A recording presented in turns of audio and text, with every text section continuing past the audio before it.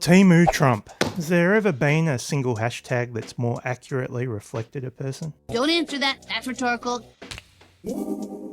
Toward the end of last year, running into the start of this year, there appeared to be a distinct push from the coalition, or at the very least their support crew, to position Dutton as Australia's answer to Trump. Dutton must embrace Trump. Embrace the Trump philosophy. We had Gina Reinhardt even publishing her policy wish list for Christmas, which encouraged the coalition to pursue a bunch of Trump-esque policies, Doge being a prime example. This be more like Trump vibes seemed to be something Dutton was more than happy to roll with, particularly in the aftermath of Trump's election win, and while Dutton himself had started to sneak ahead in the polls. Peter Dutton looks to Donald Trump's success, shaping his election campaign on the same concerns, the economy and immigration. But once Trump took power, Trump started to do Trump things, and if they'd forgotten what a Trump presidency looked like, then the Australian public were given a fairly quick reminder, particularly those that saw large chunks of their super evaporate thanks to Trump's stupid tariff war on top of all the other par-for-the-course stuff Trump is known for. Now, with all this fresh in Australian voters' minds, Dutton is looking to put a little distance between himself and Trump, which seems to be proving a little bit difficult given that for the majority of his oppositionship, he's done nothing more than run direct from the Trump playbook.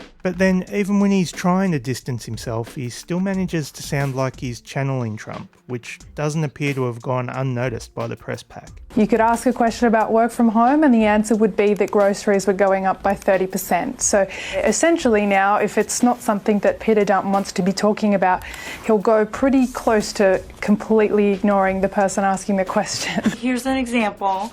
You brought your own son Harry out here. He spoke about how hard it is to save for a deposit. So in that case, you're doing pretty well yourself. Why won't you support him a bit and give him a bit of help with getting his house? I haven't finished the excellent points I was making. The next point as to why people should vote Liberal is that we can manage the economy well. Labor always trashes the economy, which is why we've had almost 2 years of households going backwards under this government. And Australians can't afford 3 more years of Labor. Now, was there another one over here? Sorry, yeah. No, they're just behind. Remind you of anyone? Maybe we can change the subject to technologies thing. You wouldn't answer about the Federal Reserve. The US Justice Department is thinking about breaking up Alphabet, as Google likes to be known now. Should Google be broken up? I just haven't gotten over something the Justice Department did yesterday, where Virginia cleaned up its voter rolls and got rid of thousands and thousands of bad votes, and the Justice Department sued them that they should be allowed to put those bad votes and illegal votes back in and let the people vote.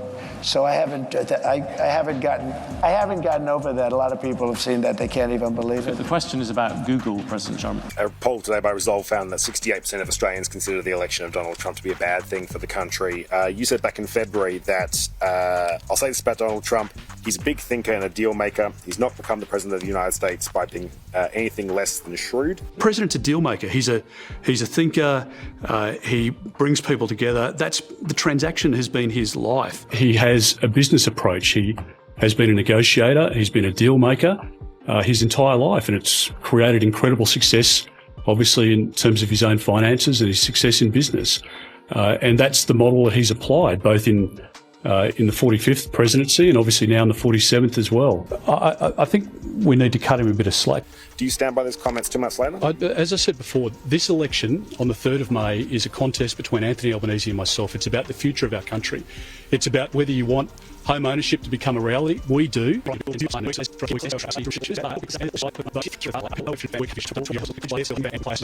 due respect, that wasn't an answer to my question. Yeah. Right? Next question. Mr. Dutton, you have... I got sidetracked. As I was saying, Even when he's trying to distance himself, he still manages to sound like he's channeling Trump, not to mention a very loose grip on reality. The reality is that the government today was bequeathed a set of books where we were in balance. And that's what happened when the Prime Minister was elected. Now, the Prime Minister can scoff at that, but that's the reality. Australians know that. No, just no. Treasury published the pre-election economic outlook a couple of weeks before the 2022 election. At that time, a budget deficit of $77.9 billion was forecast for 2022-23. after an actual deficit of $134.2 billion was run up in 2020-2021. In fact, there were deficits all throughout the coalition forecasts. So no, the coalition did not hand Labor a balanced budget, not even close. If you want to check out a more detailed discussion around economic management, take a look at a previous video I did on the subject. Anyway, I've got sidetracked again. I think what we need to acknowledge here is really the reality that after 3 years in opposition, Dutton and friends have put forward barely any alternative policy for the most part. I mean, they've voted against plenty of government policy, but they've put forward very little policy of their own. Personally, I reckon for the most part of the current term of government, the Greens have put up a more robust opposition than the coalition have been able to muster. And Dutton's big piece of policy that was going to differentiate the coalition from Labor was his nuclear pipe dream. However, the closer we get to the election, the less the coalition seem to want to talk about that, which is funny. But then, I'm not sure that it's enjoying widespread support within the coalition, let alone amongst voters. The coalition's housing policies are largely rubbish, although to be fair, Labor are not that much better. I plan to have a look at housing policy for both parties in the future. But Dutton's most recent big housing announcement, the tax-deductible mortgage thing, even that's straight from the US, although, as the Financial Review pointed out, it's a policy so bad that even Trump canned it, which is hardly a ringing endorsement. And then there's Doge. Gina likes it, so may as well throw that one into the pot. I think I've said it before, I don't think Dutton has announced a policy that he's not been willing to swiftly walk back if the winds change. And so, just as Dutton was trying to put a little distance between himself and the Trump light allegations, his new would-be Doge boss dragged him back in. We can make Australia great again. Make America great again. Make Australia great again. We will make America great again. We can make Australia great again. Is that an ode to Donald Trump? No, if I said that, I don't even realise I said that. If you believe that, I've got a bridge to sell you. I mean, really? Really? Devil's advocate?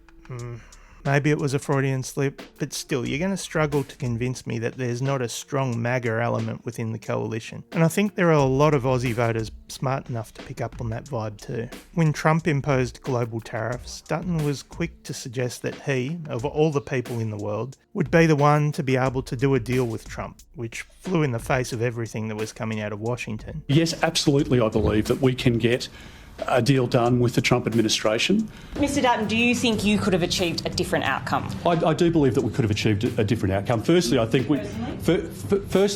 there's no doubt that we would have had greater connection and greater communication with the White House, and we demonstrated that only a few years ago.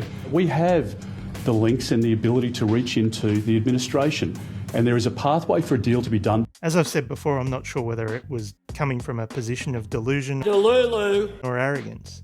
Regardless though, by the time the second leaders debate came around, that bravado seemed to have evaporated. I don't know the president. I've not met him. I don't know Donald Trump is my point. Right, so you've gone from special relationship to... That guy? Nah, he's not with me. Gina Reinhart, Trump fan, Doge aficionado, has implored the coalition to follow the lead of Donald Trump. And to a certain degree at least, I think the coalition have listened. I also think Dutton has spent so long within the protected conservative news bubble that he thought he was on the right track.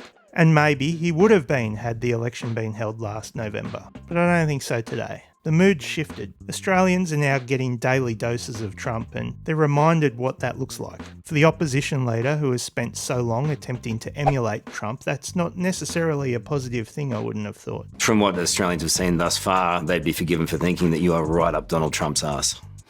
And for Dutton and his cheer squad, who have spent so much of their time living in their safe little conservative news bubbles, this link looks like it may well be the anchor that brings them all crashing back to earth pretty quick come election day.